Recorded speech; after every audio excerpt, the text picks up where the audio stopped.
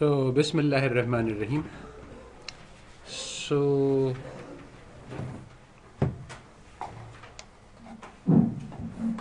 today we are going to talk about economic methodology.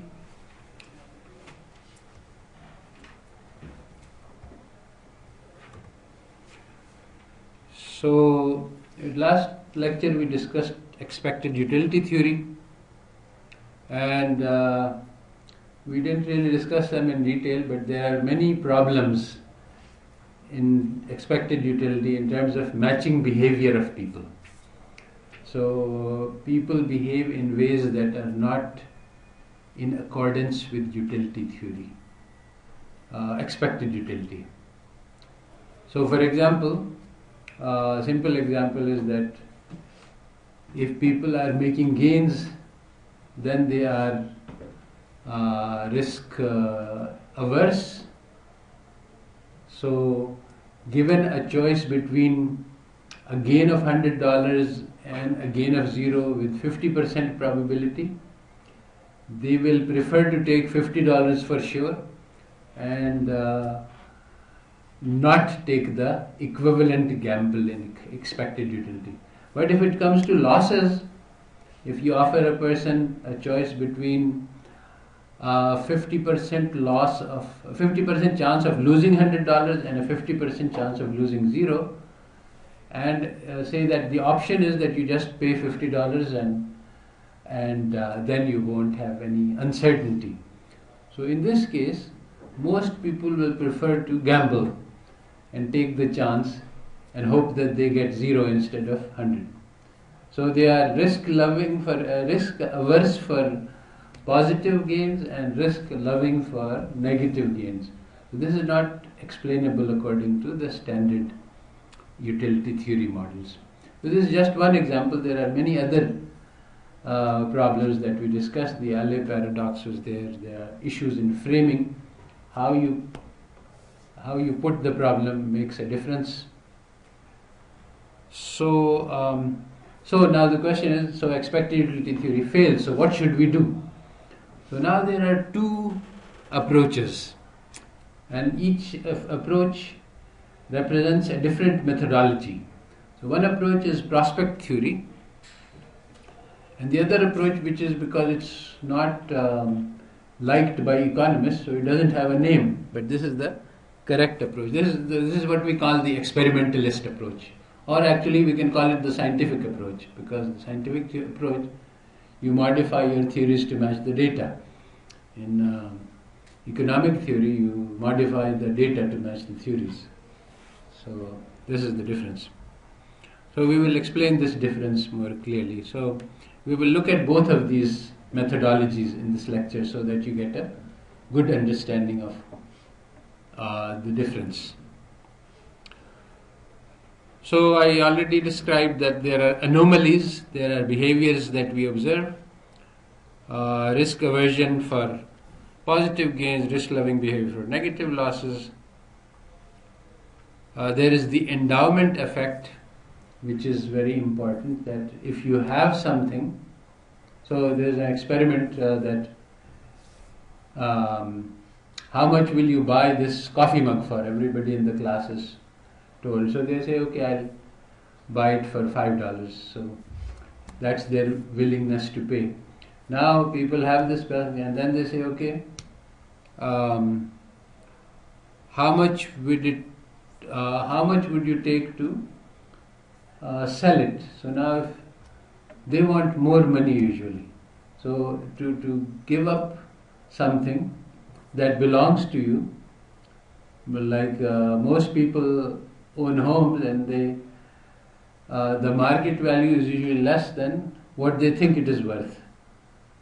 So because they have attachment to it, so people get attached to what they own. This is called the endowment effect. You have something, again this is a more issue of loss aversion. Losses feel worse than gains. So this is one of the properties that is contrary to the expected utility theory. So there is also the isolation effect, which means that you consider decisions in isolation. You don't look at the combined effect of everything and make the calculations on the overall. You split up the problem into small and you make decisions separately, and this is not a good strategy, not optimal, and it causes some biases in decisions. So there were many different problems that came up with utility theory. So when the empirical results conflict, something has to change. So one approach was to find a theory which is a better match to the observations. So instead of expected utility, we maximize some other function. So the idea is to find a theory which fits the observation. The other approach is to try to understand why there is a difference and to understand how actually people are behaving.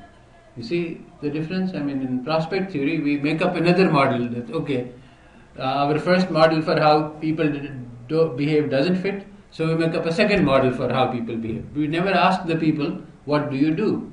Our concern is to find a theory which matches what we observe. We don't ask the people what you are doing. So, why are you acting like this? So the second approach is to ask the people, what are they doing? How are they making decisions? So this is the experimentalist approach or the scientific approach. So we will illustrate both of these. So really the major problem with modern economics is this Friedman statement, which is very famous, that suppose that I want to predict how a billiard player is playing the game. So you want to predict what shot he will make. So he says that let us assume that the player knows physics to the nth degree. Now the player has never studied physics, but in effect he has this knowledge intuitively because he is making the shots as if he has knowledge of physics. So this theory will provide a good explanation of his behavior. This was his idea, that even though the player does not actually know physics, he acts as if he knows physics. This explanation was widely accepted, became widely accepted, and this is the current state of affairs, that we don't need to know what people are actually doing. We can make assumptions about them. As long as there is a match on the observations, our theory is good.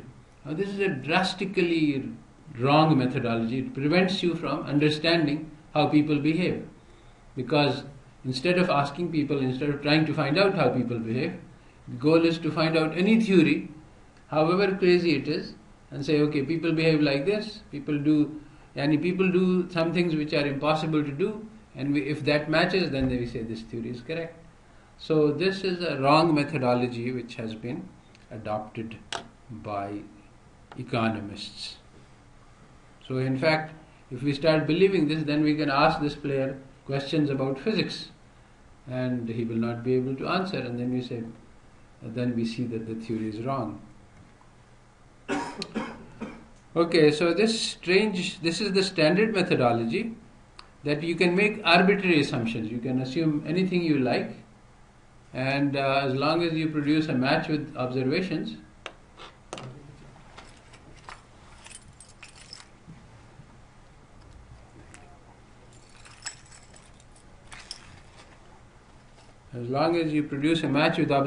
your theory is correct. So that's what starts, and that's where we start the expected utility.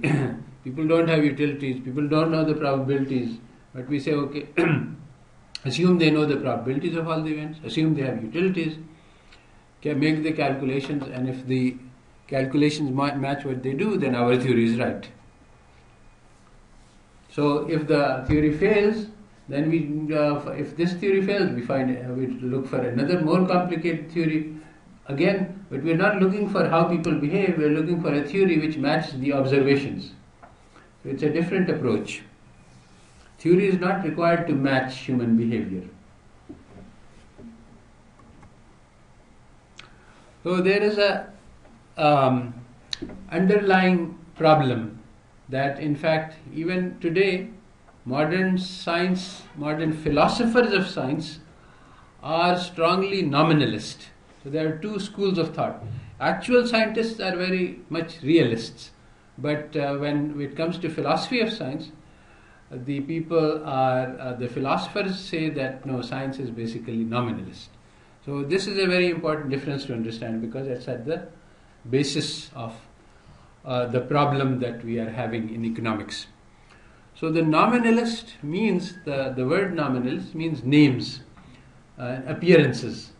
So basically the only thing we are concerned with is the appearances, the observations. What is underneath these observations, what is unobservable, what is the hidden motivation of the person, that we don't consider as part of science. So what we are trying to do in the realist approach is to try to find out the hidden sources of behavior. This is why we have you write down protocols, that what did you do? Now this is the hidden behavior which we are trying to bring out. Okay? Think about what you were doing and tell me what you did. Now according to the economists, the hidden behavior doesn't matter. I can make any assumption I like about it, and as long as I can produce a match to the observations, my theory is good. So that is the nominalist idea. So the nominalist methodology says, for example, that there is the law of gravity. This is an explanation. So the law of gravity predicts that the Earth should have an elliptical orbit about the Sun. So if we see the elliptical orbit, then we say fine, law of gravity holds. Now, as opposed to this, the realists say no, the law of gravity holds if there is something called gravity. There is this hidden, invisible force.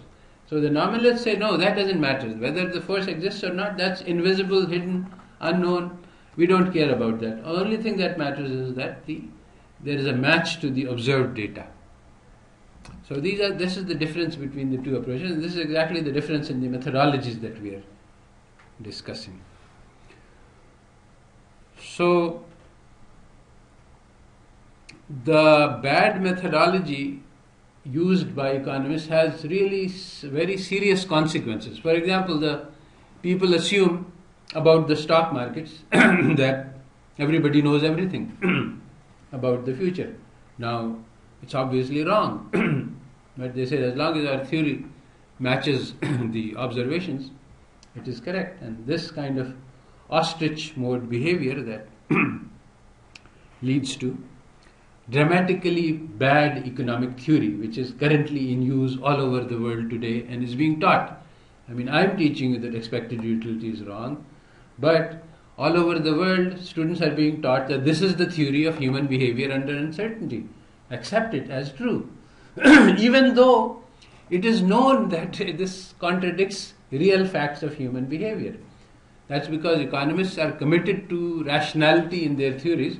All other theories are based on irrational human behavior. They say that from the start, human beings are maximizers and they are rational. And we won't accept any theory which is against this. So now the only way that they can explain behavior is to say, okay, if expected utility doesn't work, we'll find some other function which they maximize. And that's what prospect theory is. And that does do a better job of fitting the data. But it is not an explanation of human behavior. It is just another maximization theory which matches the data. So conventional, traditional, standard economic theory is based on these four principles. There is hyper-rationality. People have unlimited knowledge and unlimited computational ability. So they can all solve stochastic maximization problems. There is the issue of risk. Now in the problem that you are facing, there is a distinction between uncertainty, where you don't know the probabilities, and that's the situation that you had. You don't know what the probabilities are of the next offer. You don't know the distribution from which it is coming. So if you know the distribution, then you can actually maximize. So economists assume that all conditions are conditions of risk. You know all of the possible events and all of the probabilities of all of the events. There is no uncertainty. So the uncertainty means that I don't know what might happen and I don't know the probabilities with which the different events will occur.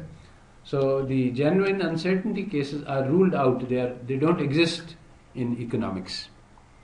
And then they say, okay, human behavior is motivated by only one purpose, and that's greed. They want to maximize the money.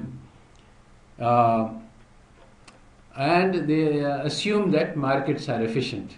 And that's their, the whole theory is all about proving that markets always work. Markets always give good results.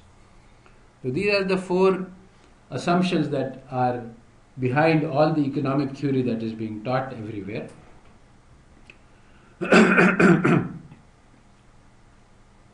Now, as opposed to this, the behavioral and experimental economics are forced to deal with real human behavior, and so they can't accept these bad assumptions. So they come immediately to bounded rationality. People cannot make infinitely complex computations. In fact, they have very limited computational capabilities. So for example, on the bounded rationality, you see, if we set up this search problem and we see that the solution requires rather difficult calculations, then we will say that no, human beings cannot do this calculation, therefore this theory is wrong. Because human beings are unable to solve this difficult maximization problem. Because we are directly dealing with human behavior as it is on the ground. So economists say no. Human beings, just like the billiard ball. The billiard ball player does not know physics, but we can say, okay, we can assume that he knows physics. So bounded rationality would say that no, he doesn't know physics. Again, we have uncertainty. People don't know the probabilities of the different events. We have multiple complex motives. In ultimatum game, people are concerned about fairness, justice. Therefore, when we look at the microstructure of how markets are organized and how people behave, then markets can produce very bad results instead of always producing good results. So these are the major differences between behavioral and experimental economics and conventional economic theory.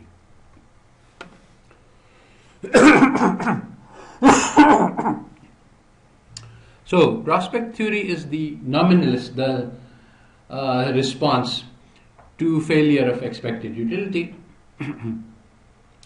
Because it is a better match to human behavior, it's a better description of human behavior. And from the description, you can get to the underlying principles. So these are the things which economists don't distinguish, and so I'm emphasizing it, even though in some ways it's trivial and it's obvious, but because economists reject this, so I have to emphasize it to explain why economists never talk about this. So we have the description, which is what the observation is, then there is the reason for this. So for example, human beings act in certain ways, which, for example, they are risk-loving for losses and risk-averse for gains. So why do they? Why is that? There may be some reason for this. We can think about asking human beings, well, why did you do this? And we can get an answer, and as we will see, these answers provide some understanding of human behavior, which is more than. So, for example, the initial analysis paper we will study just looks at the rules, the numbers. Okay, you made choice X, Y, Z. So why did you make these choices? Well, that information is outside of those numbers. It doesn't belong. So that's the observations. The observations are just the decisions that you made. So we take those decisions and then we try to fit a theory. But asking you why you did that, that is part of the experimentalist. It is not part of the economist theory, because the economist knows in advance that you were maximizing something. He doesn't need to ask you what you were doing. He knows already that you were maximizing some function. So my own job is only to calculate what that function is. I don't need to ask you anything. But now the experimentalist says that no, maybe you're not maximizing. Maybe you're doing something else. Maybe you didn't understand the rules of the game. That may be so. So prospect theory is not useless. It provides a better description of how human beings behave. but it doesn't get at the reasons for why people behave the way they do. So what are the key elements? These things are come out of the analysis that people have a strong preference for certainty. So for example, if you have a guaranteed win of $1,000 is option A, and option B is 80% chance of winning 1,400 and 20% chance of winning nothing, people will mostly take option A, guaranteed 1,000. They can the expected value of the second option is higher. 80% of 1,400 is more than 1,000. But people will say, why take the risk of 20% loss of nothing? Why does that happen? Well, people have analyzed this. Why are people taking this? So they have found something very interesting, that people don't like regret. Now, this is something which is nowhere in the numbers or in the decisions. But people say that suppose that I win 1,400, I'll be happy. But suppose that one event in 5 happens and I don't win anything. Then I will be very sorry why I didn't take the 1,000. And if I take 1,000, I will not have such a regret that, okay, I took what was available. And if I was going to take the other chance, maybe I would have lost. So they don't have any regret. But if you take the lottery, you have regret. So this is a very, now this is based on understanding of human behavior. It has nothing to do with maximization. So this understanding is not available to the economist, because economist doesn't take into account the possibility of regret, because you're always maximizing something. So regret is a human behavior. Loss aversion. So people tend to give losses more weight than the gains. So suppose you make a sequence of 2 decisions. The first decision you win 100, in the second decision you lose 80. Then you will feel sad because now in net terms you will say, okay, I got $20, but you are not thinking like that. Once you got 100, you were ahead 100, and that was in your pockets. Now when this money in your pocket goes out of your pocket, then you feel sad.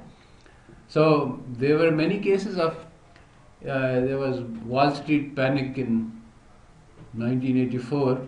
So some stockbrokers jumped out of the window. So what happened? They had made, because there was a boom, they had made $20 million and then they lost 19 million. So now they're still ahead 1 million. But they say that I lost $19 million. Life is not worth it.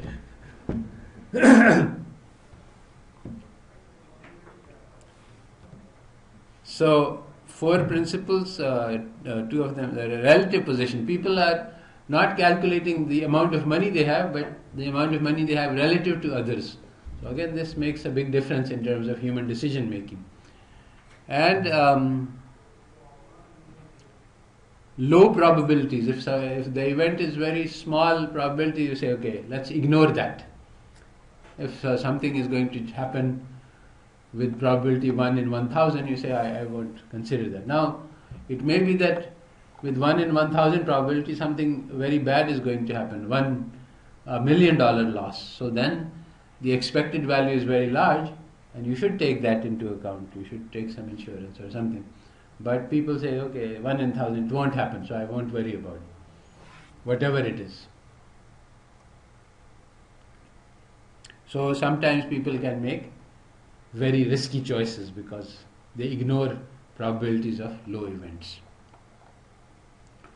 So the first part of this lecture is about the prospect theory. So the prospect theory is a very complicated theory which I won't explain in full detail, but it says basically, okay, so what we want to do is we want to describe how people behave. So the one thing is that there are things which are called framing effects. Okay, so I want to explain this framing effect. So what I'm going to do is I'm going to ask you another experiment. All right. Nisa?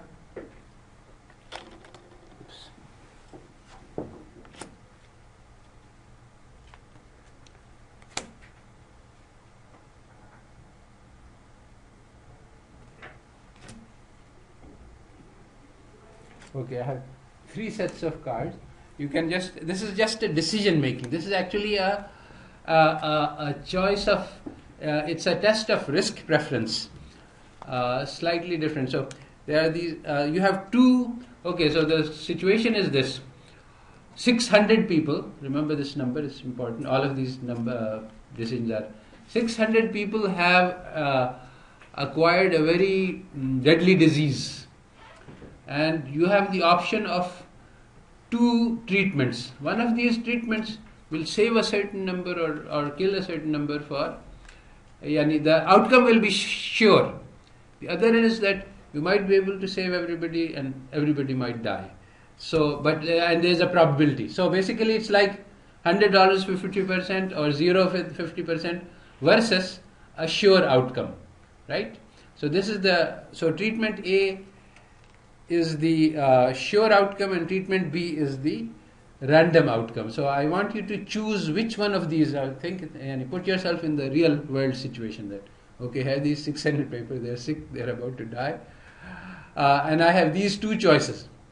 So which one will I take? So this is what I would like you to give. 3 sets of cards, and you can give 1 set again. Yeah, this side pe de do. All of this on this side.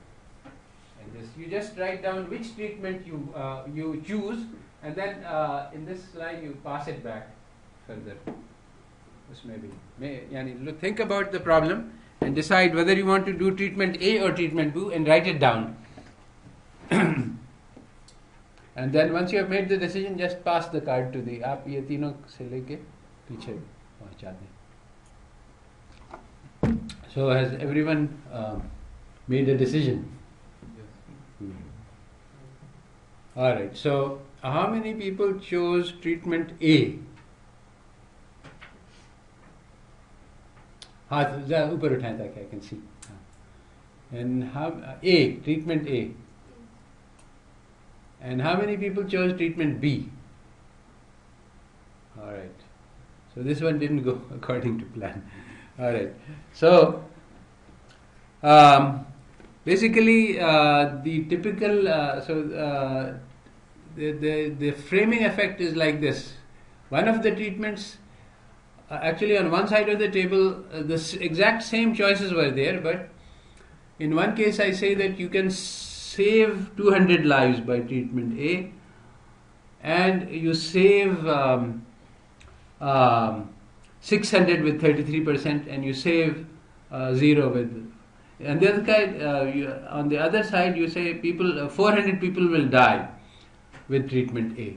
So those people who see that the treatment A saves 200, they prefer it, and they choose that one. And those people say that treatment A, 400 people will die, they reject that and they choose the other side. This is the typical case. However, this group was very small, and so this was not, such a tendency was not clear. But this is called the framing effect. Exact same problem described in different ways leads to different results. So the first phase is editing the problem to put it in the frame which the person who is acting will see it. So there are various techniques. I am just describing the gist.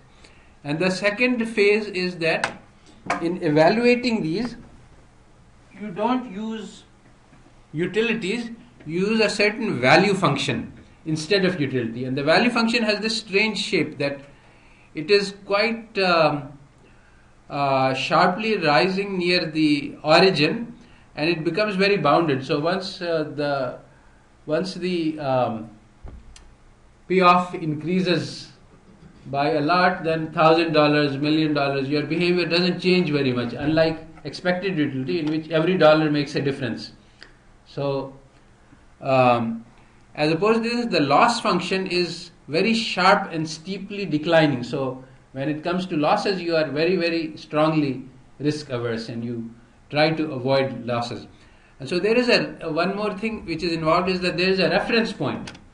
Where you are matters. This is again something which is different from the conventional theory. Conventional theory, we just look at the choice. We don't look at who you are. But according to the prospect theory, where you are matters. So what you consider as your base endowment, your current wealth, now then the choice that you are making depends on you look at what will happen to my wealth. If it will be added to, that's a gain. If it will be reduced, then that's a loss. And these two are coded differently. So your current position matters in prospect theory because that's how people behave.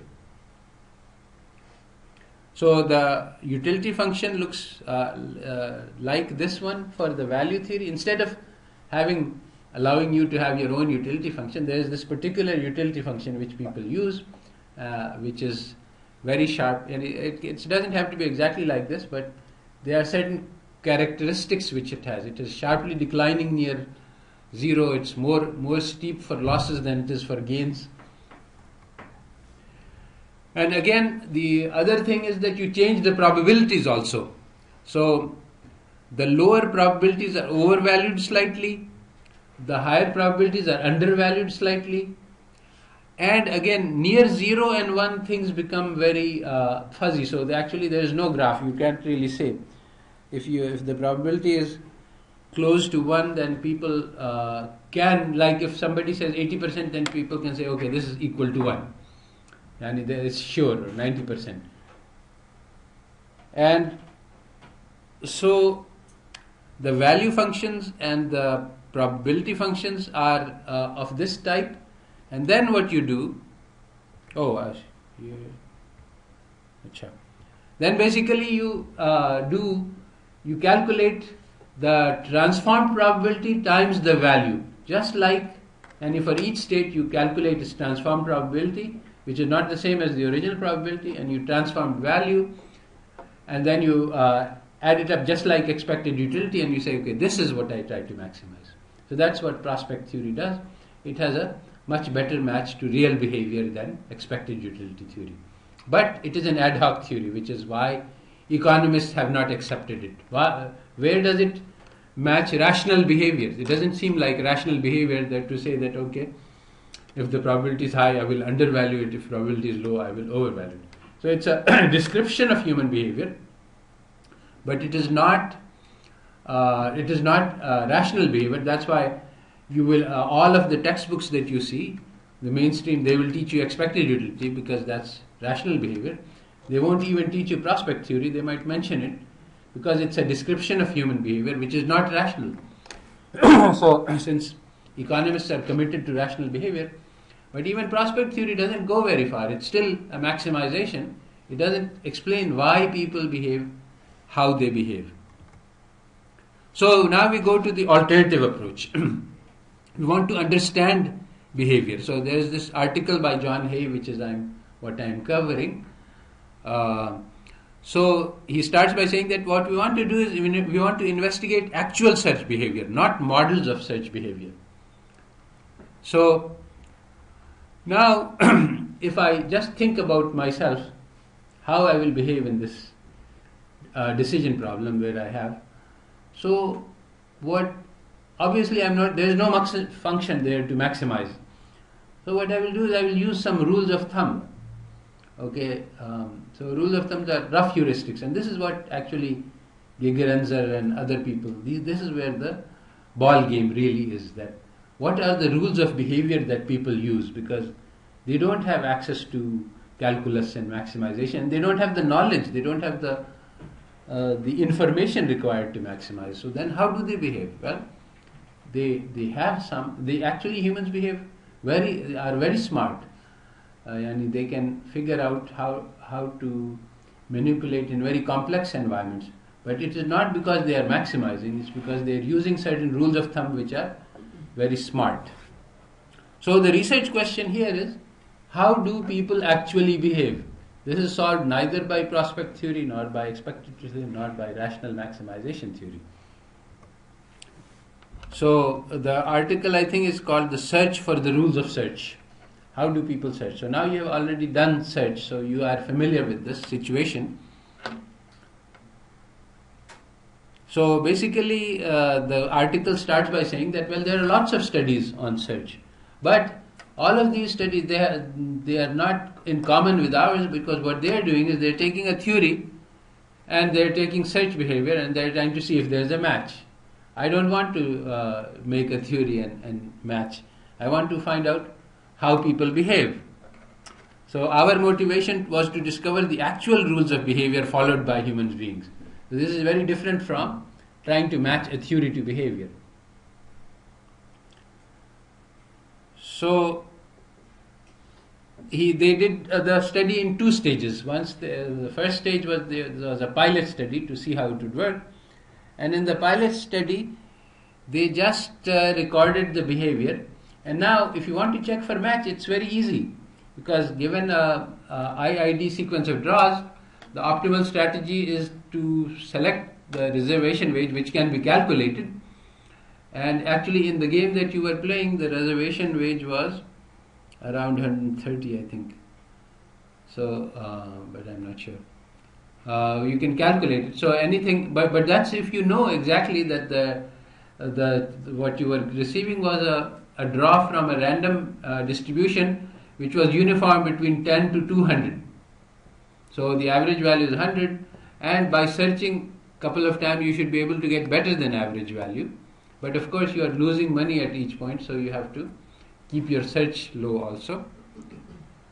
So that's the optimal strategy. And so if we want to check for a match, we can just see, did the people basically follow this rule that the first offer above 120 is accepted? And if they do, then it's a match and you are a maximizer. If they don't, then you are not a maximizer. So that's simple. But if we want to find out how, so other people in similar situations, if they say, okay, this isn't working, our reservation rule doesn't match, so then they say, okay, let's look at the actual behavior and run a regression on the factors which lead to the decision. So you can do Tobit, Logit, that okay, some people decided 0, which means that I go on, and 1 I accept. And now you have a sequence of zeros and ones, and then you can take any kind of factors that you can think of and then run a regression model and see, is this a determinant, is this a determinant? But you're never asking the person. You're just collecting data, and so this is again a bad methodology, but it is very commonly used. So now they say, okay, let's borrow a methodology from the psychology experiment. So what the psychologists have is protocols, and protocol is just you write down. Actually, what they did was thinking aloud. That okay, as you are trying to make the decision, you say, I see, I received. You have to do loud thinking. I received an offer of 60. It seems to me that this one is too low. Let me go on and try another one, for example. This might be. So they had recorded all of the thinking of the subjects. That's what I asked you to write down, your thinking, instead of recording it. So we have some understanding of what was the reason for your decision. This is actually trying to bring out the hidden, unobservable into the open. Economists don't like this at all, because it leads to very clear evidence, very strong evidence for irrational behavior. People don't behave according to maximizing strategies. So, as they write, they said, well, we were thinking, because they are also economists, that we will analyze the data, but we found out that the recordings are the most important and informative thing. So we started to analyze, and basically the rest of the paper is analysis of what the people said rather than the data. And then they say, initially we thought the tape recording would be a supplement to the data. It would add some information. But we found out that it supplanted the data. That was the real information. How people behave, that is the underlying thing. If you know that, then you can recreate the data. But if you don't know that, then it's all guesswork. Okay, so they said that by analyzing the recording, we came up with about 5 different rules of behavior which people followed. Rule A was, people said, okay, this price is not sufficiently low, let me go on until I can get... I see. These people were not looking for a high wage, they were looking for the lowest price. So the experiment is about searching in a market for a good and trying to find the lowest price good. So it's the inverse of the one that you played. It's the same thing. So stop when the price is sufficient low. The match is that stop when you get a sufficiently high wage. You have a target wage in mind. So this is very similar to the reservation wage strategy, except that the target wage, you don't know what the reservation wage should be. So the target level may be different from the optimal level. Well, in fact, if we study behavior, then we know that it must be different because you don't have the information necessary to calculate the optimal wage. Now, the economist assumes that you have full information, and so he assumes that you act as if you know the reservation wage. But that's ridiculous. That's why, basically, economic theory makes ridiculous assumptions. So, but there is one point of difference between rule A. So rule A star is a rule that is not practically available to people, but it's just there for the sake of comparison as a benchmark. So most people said that you should never stop at the first quote because you don't know what's out there, so you should take at least 2 quotes. So that is a slight modification of rule A, that the first quote is not taken, and so as long as you have recall, you have perfect safety, so you can go on to the next and come back if necessary. So otherwise, you might stop at the first one saying that this is very good, like Asma did. So typically in a search of the kind that is being done here, where the distribution is unknown, people will not stop at the first rule. But if the distribution is known, then of course they can stop. So rule B was the one bounce rule. So you keep searching, and as soon as the price goes up, so in this case, the first wage offer that goes down, you say, now the things are going bad, so let me go back and just take the first one. So basically it's a sort of a very short-sighted extrapolation. This one was, I was getting higher offers, but now I've gotten a low offer, so my luck is run out, so let me just take the best I have so far.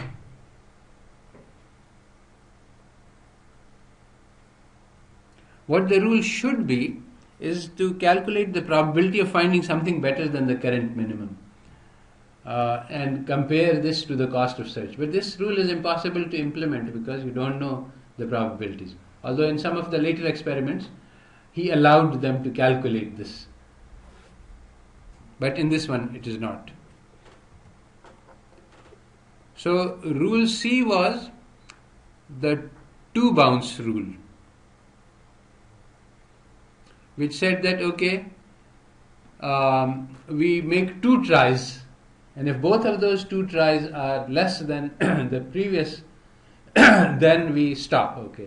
Searching is not going to do us much good, so let us just take the best one. So rule D was to search at least twice and then stop if the new search is not profitable. So this is kind of a local maximization. You take one step, and if it is doing good, then you keep on going, and if it is doing badly, then you stop. Rule E was like rule D, except that it had 2. You take 2 steps, and so it's like a 2 bounce. But both of these D and E start with 2 tries instead of just 1 try. So that's just so these are all the rules that they came up with. Then they analyzed data, which we will look at, and they found that they recorded the data. And in the data they just listed. The first one. 200 was the first offer, 208, 179, 60, and stop. So the sequences of offers that they received, just like we discussed what was the sequence. The first one was this, the second one, and when they stopped. That was the observations that they recorded. So some of the sequences are not consistent with any rule. So he looked at those sequences. There were 12 sequences out of, I think, 109 total that did not follow any rule. None of the A to E, and obviously not the optimal one. So they said, in this case, what happened was that the person started with a very small offer, and then he kept on searching too long to find something similar. So if you start with something very high, that was actually the rule that was followed by Adil. Umar. He got 190 on the first. So he said, I'll keep trying until I beat this because I have a lot of surplus. And I can spend a lot of money for search. So let me search for a long time. Because 190 I got on the first try, so I should be able to get something better. And I think he ended up with 200. So,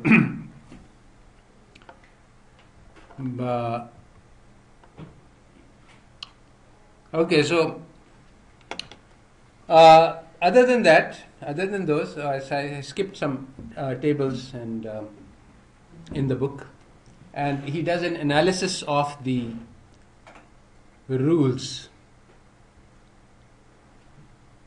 He does an analysis of the actual behavior and whether or not it matches the rules.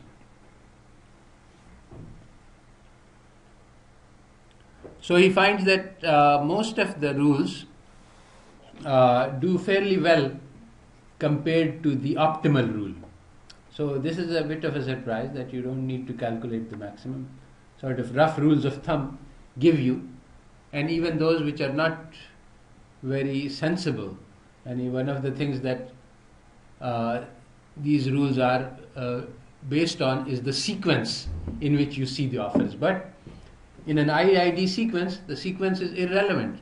The only thing which matters is what is the distribution from which you are going to draw. So, after having derived the rules, then we go to what I was telling you is an important part of this course, which is the agent-based modeling. So agent-based modeling means that now we have extracted the rules of behavior, which are not maximizing. Now it's very difficult and it's very uncertain to keep working on human subjects. It's expensive too. So what we do is we take the computer and we say, okay, what happens if the people behave according to this rule?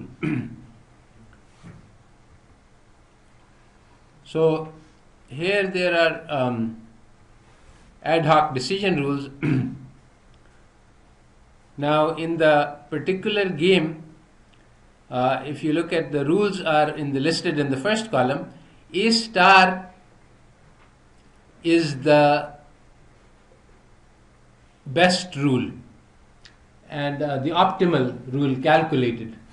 And remember that this is a searching for the lowest cost. So the optimal rule is to keep searching until you find something which is below 192.5 for the particular experiment that was conducted. So they had costs ranging from 0 to 5, 4 to 100, and they had, I think, 5 cents of search costs. So the optimal rule is to keep searching until you find the first cost below 192.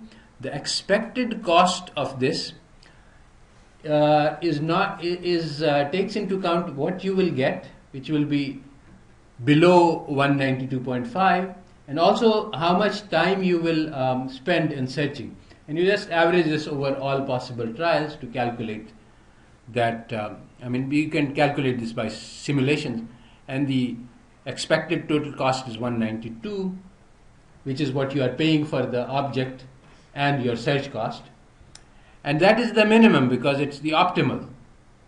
But what happens if you play rule A with 230, you say that I will stop searching when the cost goes below 230, which is substantially different from the optimal.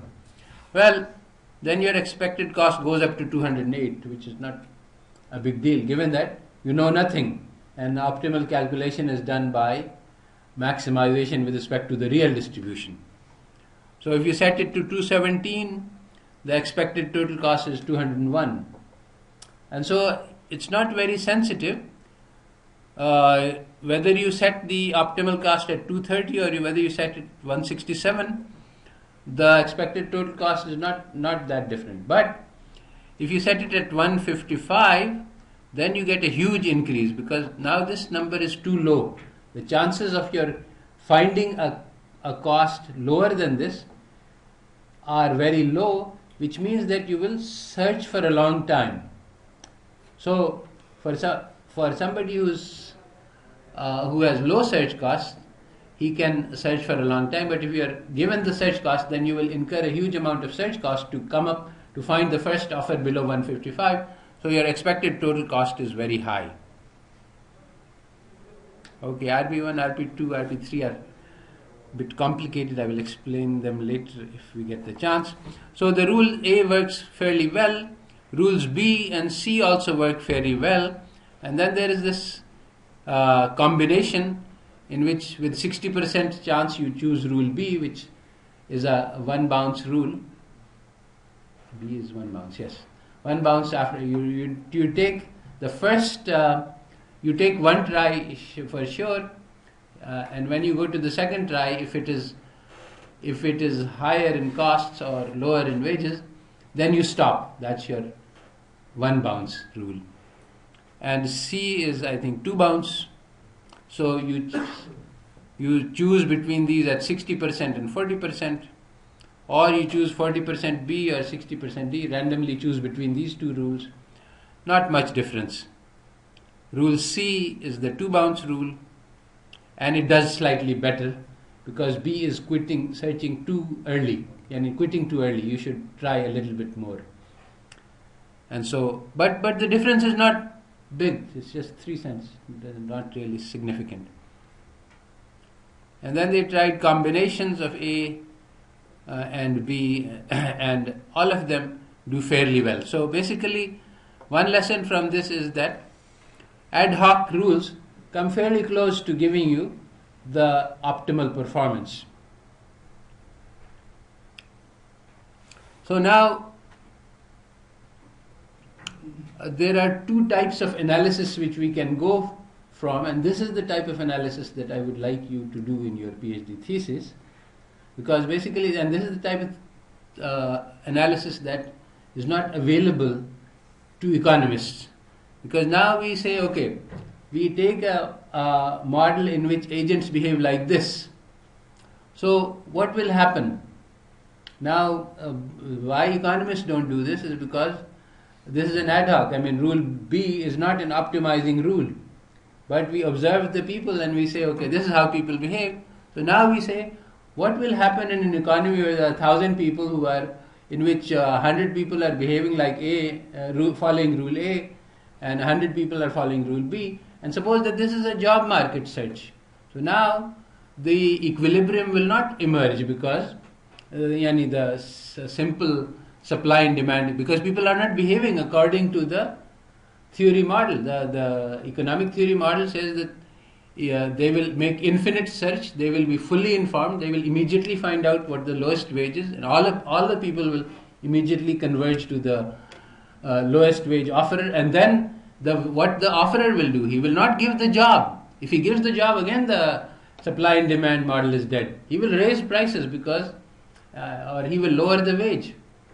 So people will keep adjusting this, and the sellers will keep lining up, and as soon as any seller sees that there is more than one person for his good, he will raise price, and so one of the people will leave, and so ultimately in the end you get perfect matching. But this is not how people behave.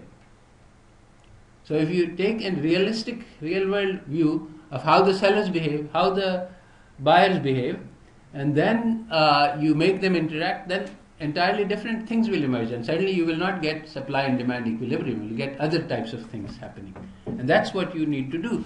And basically, what the Card-Kruger results show, I think we discussed that last time, is that search theory is a good explanation. There's raising the minimum wage did not lead to less employment, and one of the reasons he gave was that basically when the minimum wage was below equilibrium, then different people were setting different types of wages, and people were doing a lot of search. When the minimum wage was above the equilibrium, then everybody set this wage. So there was no search. People said, okay, as soon as you get the first job, you're getting the job, you take it, because you're not going to find more. So if there's less search, then there will be quicker, there will be less frictional unemployment. So that's one explanation of why unemployment decreased after the minimum wage increase. It is due to search costs. There may be other explanations, but you see, when you take into account real human behavior, you get different types of phenomena from maximizing behavior. So that is the behavior for agents. And now we look at the market level implications. So what will the structure of market be if people follow this type of strategy and not the optimal reservation wage strategy? Well, it turns out that suppose that there is a distribution of wages or a distribution of costs, the same things, then how many people will reach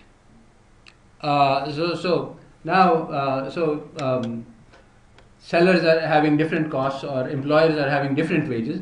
According to the standard theory, yani conventional supply and demand, everyone will reach the highest wage. But this will not happen in search theory. In search theory, people will stop searching. They might not find the highest wage. So, how many people will reach a particular wage? Well, if all people are following optimal strategy, then it turns out that if the total number of people who are searching is capital N, then if you are offering a wage bigger than the reservation wage, then the number of people who reach you will be N divided by the probability distribution, the CDF of the, so the probability, all of the probabilities of wage between your wage and the reservation wage, that is a certain probability, and that is the number of people which will reach you. So as that probability changes, you get I see, right. So it will be for the higher part it will be 1 minus f of x. For the lower part it's so basically if you offer exactly the reservation wage, then every searcher will reach you. You have 100% probability. If you offer a wage which is at the median, so in the market, so 50% of the wage is below you and 50% of the wage is above you, then about half of the people will search and reach you. And similarly, if you are offering a wage at the 75% of the wage is below you, then about 25 n over 75%, n over 25% will reach you exactly. So even so, as you offer higher and higher wages, as long as if it's very far removed from the mainstream, then very few people will reach you. That's in their search. I mean, suppose everybody in the market is offering 1,000 rupees and I am offering 10,000, but I am 1 out of 100. So very few people, if people are searching from door to door and they don't have maximum full information, then very few people will reach me. So that offering that huge amount of extra is not going to bring me much benefit, because I'm outside the mainstream. So this is very different from the standard and supply and demand theory. Okay, so after this original paper, John Hay wrote a follow-up paper 5 years later, which is called Still Searching for the Rules of Search. And basically, there were many criticisms made because economists don't like this work. So this paper this is the real search theory paper, the one on which people should be building, and after this paper, basically what should have happened, if people had any sense, was to, let's throw away expected utility theory in the dustbin, and let's throw away this prospect theory in the dustbin. Well, prospect theory is not so bad. But what we should do is to study the actual rules of human search, because that is how people make decisions under uncertainty. It's not that they have magic computers and magic knowledge and magic information. So, but people are still using magical models, and they are not using real models, and they criticize the real models. And so many criticisms are made of the Hay model. One is that he was actually doing a hypothetical experiment. He was not paying his subjects. He just said, just pretend that you are searching for the cost, and costs were around £200. So he was just, it was a hypothetical experiment. So the economists immediately focused on that. Oh, that's not real world. It's just a game. People are not serious in games. Now it turns out that many people have tested this, and people are just as serious in games as they are in real world. For the most part, there are some situations in which this doesn't work. So the question that he says is that, in this new paper, Still Searching, I want to find out, does monetary reward increase the efficiency of search? So one hypothesis could be that the reason that these people are behaving irrationally, they're using 1 bounce or 2 bounce, is because they don't have anything to win. If we start paying them real money, then they will converge somehow magically to the optimal rule. That was one of the criticisms. The other criticism was, this is another standard thing. You see, when you are trying to match on unobservables, which is what we are trying to do, then it is always possible for somebody to come up with another theory, because we don't have a direct match. What we are looking for is the hidden motivation. So he said, and it was said to him that actually, the people were trying to just please you. They were not trying to maximize anything. And so he responds to this. He says, well, maybe they were, but how would that change their search behavior? And there was nothing, I didn't have any personal interaction. So, but anyway, the point is that when you are, this is why the philosophers don't like the realist philosophy, because you can never be sure that your theory is true. And so they want to be sure. When you say that, no, they want to say that science leads to certain results. Now, science does not lead to certain results, but they want to show that science is perfect. So if they say that science is a guess about the real world, which can never be verified, then they don't like that, because then it means science is just a guess. And that's what it is. So just like that, regardless of what strong verification we have on the hidden motivation, after all, I cannot open anybody's heart and see what's inside. So ultimately somebody can always say that, no, you think that this was their motivation, but the real motivation was so and so. So this is something which cannot be answered. So basically there were 2 questions that John Hay took in this paper. One is that, does monetary reward increase the efficiency of search? And does providing more information, so he had these people playing in blind, they didn't know what distribution was. So if we give them the distribution, will that help? Will they converge to the optimal decision rule? So these are the 2 explanations. So basically the other argument that the economist made against this paper is that, you're running an experiment in a lab, but in the real world people know the market, so they have the information. So with knowledge, then they will behave differently. So this result doesn't apply to real world. So he made an experiment And he said, okay, in one experiment we will give people full information about the distribution, and in the other they will have no information. So we will see if efficiency improves from the no information. And then he also had this recall permitted and recall not allowed. So you have seen that already. Now, very interestingly, let's go ahead. So these are the instructions for the experiments. That the experiment was considered in 5 rounds. Each round has an outcome in money. Your payment will be randomly chosen, one of these outcomes plus a bonus. You will be given an initial offer. If you accept, then the round will end and you can take more offers. So this is now the same experiment that we did here. Instead of looking at cost to buy, there he is getting wage offers and he can accept. And there is a cost to getting the search.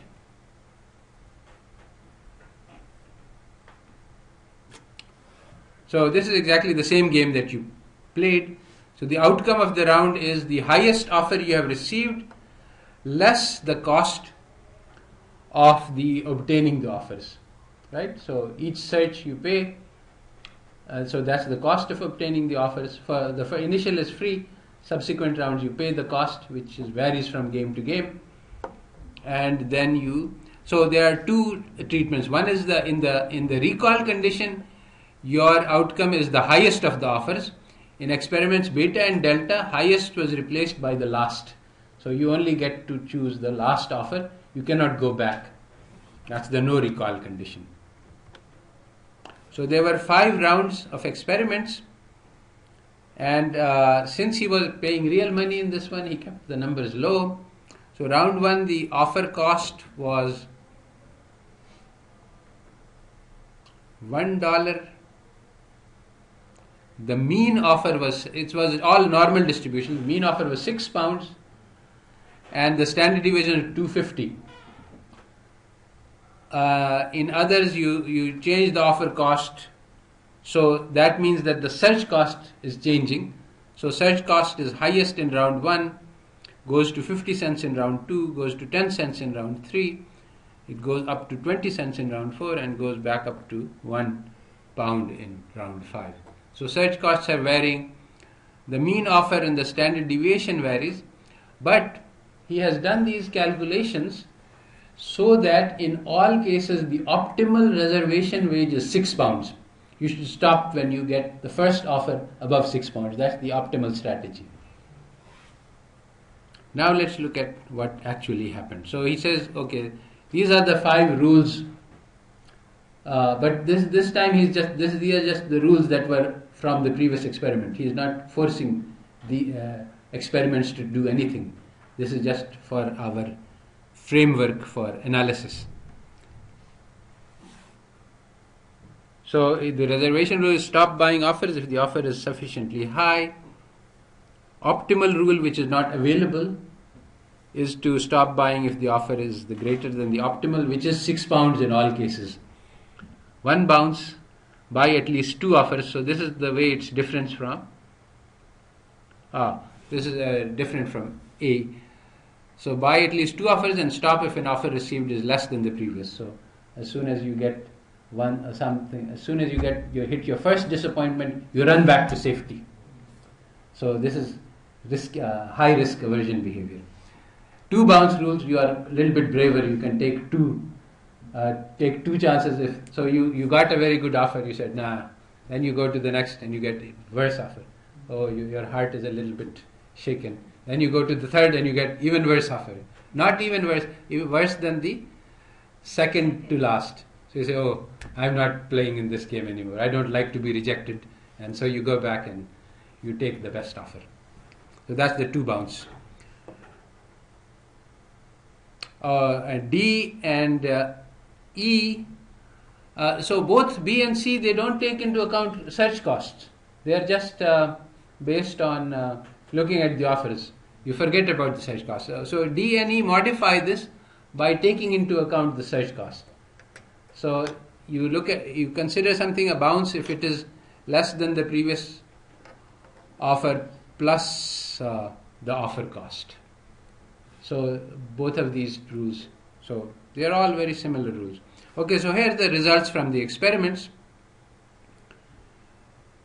Basically, how many people? These are the 4 games: alpha, beta, gamma, and delta. Alpha, beta have the full information condition. The full information was given by telling people the probabilities and letting them ask that, okay, you have received an offer, you can ask, what is the probability of my getting a higher offer? And you can ask and so they were free to ask the computer, and they were also free to play the game as many times as they wanted to in advance to get idea of what the distribution is. So they were given chance that, okay, you play this game arbitrary number of times to try out what it looks like. So they had really good, direct, intuitive, immediate knowledge of the kind of offers that you would receive. So if I would just shuffle these cards and give it to you 10 times and then another 10 times for practice, then you would see what are the numbers you're getting. So you would get a very good intuitive idea of what is the probability distribution. So alpha, beta, both are correct. Both are cases where people know actually the distribution. And so what happens is they can, in principle, find out what A star is, the true rule. I mean, it only needs computational abilities. If they have a computer, they can run simulations and find out what the optimal rule is. So now in game 1, with high offer cost,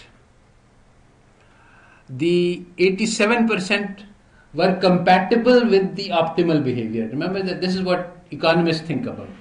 Now we know from the experimental one that nobody behaved according to rule A star. Nobody computed because nobody could compute. But that's the experimentalist. The economist says that if the person accepted the first offer over £6, then he behaved according to rule A star. So that's just a match on the surface. So 87.5% there was a match on the surface. But why? Basically, with the high offer cost, you don't search very much. So the chances of a deviation are not easy to pick up.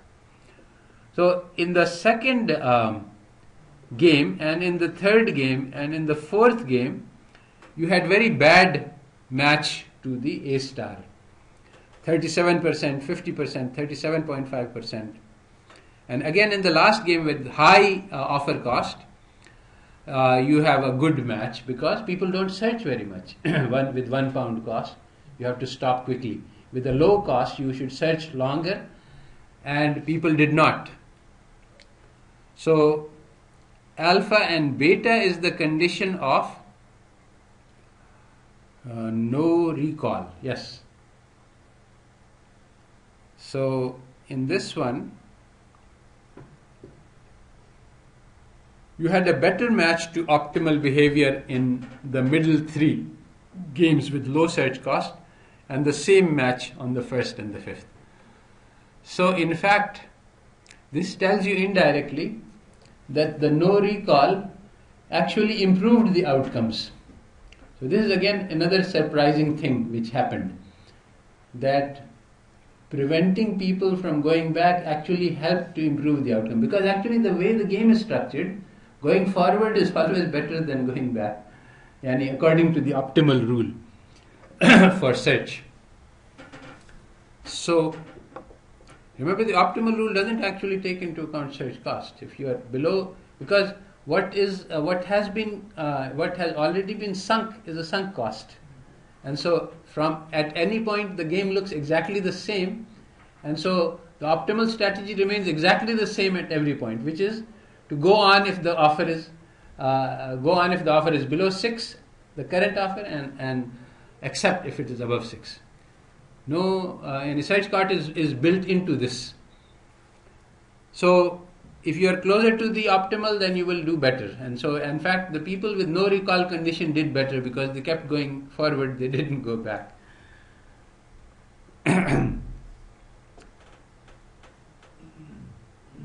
Alright, so in the second, so the first one is how many people are compatible with optimization. So in alpha and beta with full information, you have 57% and 65%.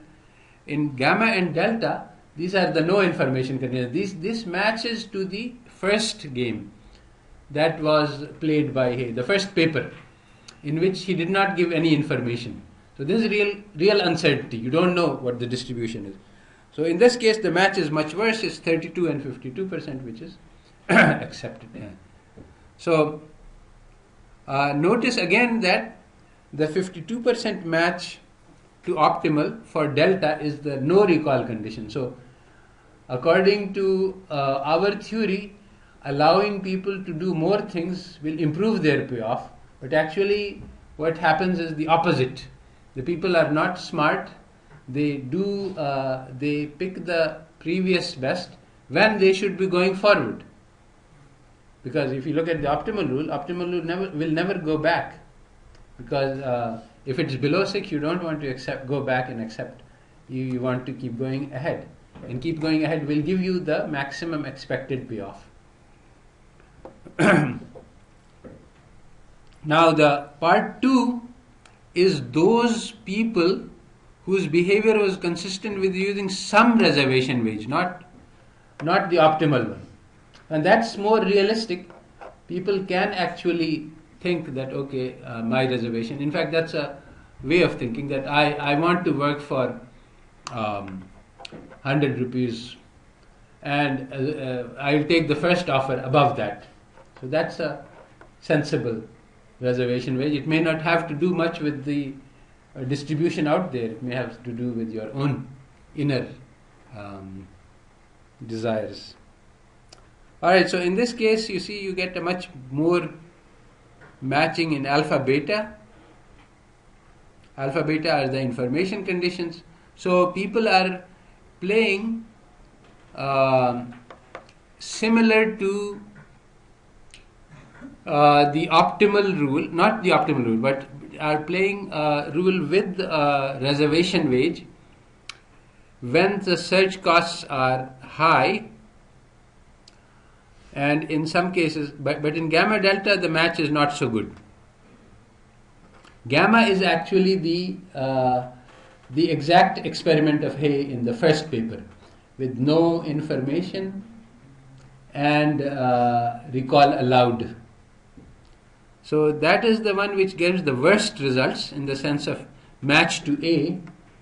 None of these people played according to rule A, which is a modification, which is a reservation wage rule, but without the optimal wage. So basically the conclusion is that if you have information, then you are more likely to follow the reservation rule and more likely to follow optimal reservation rule. And he doesn't note it here, but with high search costs you are more likely, and with low search costs you are less likely to follow the optimal rules. So basically with low search costs, people tend to stop too early. That's also part of the reason. And the second surprising conclusion is that recall facility, the ability to go back to an earlier offer which you rejected, is not good for you. It moves you further away from optimal behavior.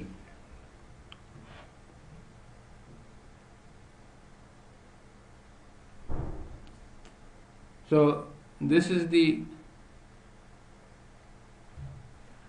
a measure of performance, which is if you take the average offer that was being made, which varies from subject to subject, and you compare that to what he actually did, then that's a measure of the efficiency of the student, how well he performed. So basically in the alpha experiments you got good results,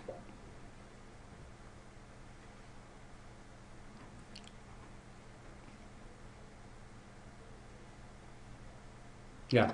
Okay, it's the same thing as before. In the performance is fairly good in alpha because you have full information and no recall. No recall is good. Allowing recall actually makes the performance worse. Beta is worse than alpha, and similarly, performance in gamma and delta relative to the optimal rule is quite poor, and allowing recall makes your performance worse. Basically the conclusion that we want to make from this is that the economic methodology is completely bonkers. It is absurd, and all of the economic theories, if you match to real behavior of human beings, there is just no match, and so we have a fresh subject on our hands. And now, as opposed to earlier, we have the tools to develop a new economics from scratch. I mean, instead of assuming that every human being is a utility maximizer, we'll study human behavior and find out how they behave. And that's why I'm asking you to run experiments and to assess.